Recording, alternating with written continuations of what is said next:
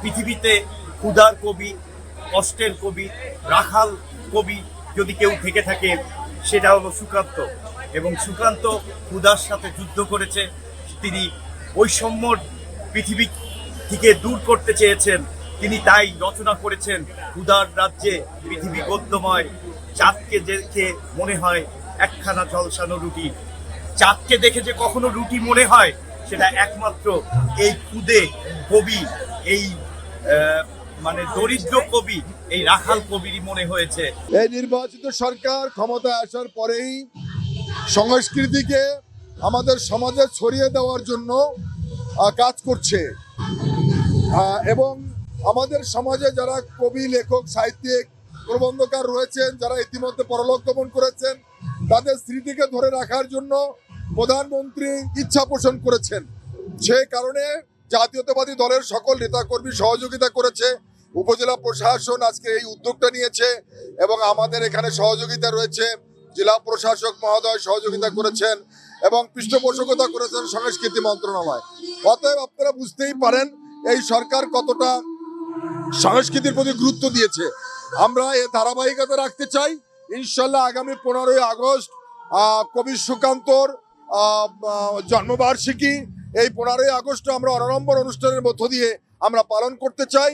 আমরা এলাকার মানুষ সহ আমরা কবির যে আদর্শ সেটাকে ধারণ করে সমাজ থেকে অনাচার, দুষ্কর্ম, অপকর্ম দূর করতে চাই।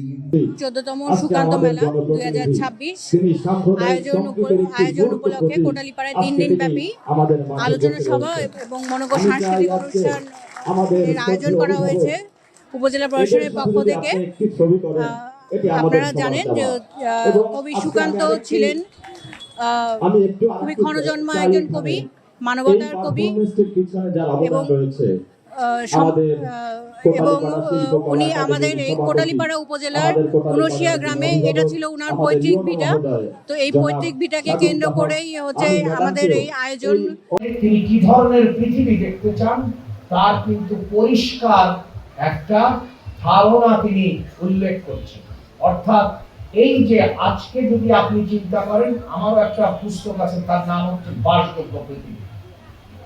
আমরা প্রতি মুহূর্তে বলার চেষ্টা করি যে আমাদের কি ধরনের বাসযোগ্য পৃথিবী চাই, কি ধরনের পৃথিবী শিশুর জন্য রেখে যেতে চাই, এবং আমরা কি সেই চিন্তা করছি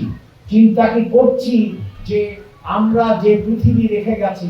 এবং গোপালগঞ্জে আপনারা লক্ষ্য করেছেন যে নতুন শিশু এসেছে কিন্তু সে না পেয়েছে লেখাপড়ার যে ধরনের পরিবেশ, না পেরেছে তার মনন গড়া, অর্থাৎ সংস্কৃতি, শিক্ষা এবং ক্রীড়ার মাধ্যমে যে নিজের মননশীলতা গড়ে তোলার পরিবেশ।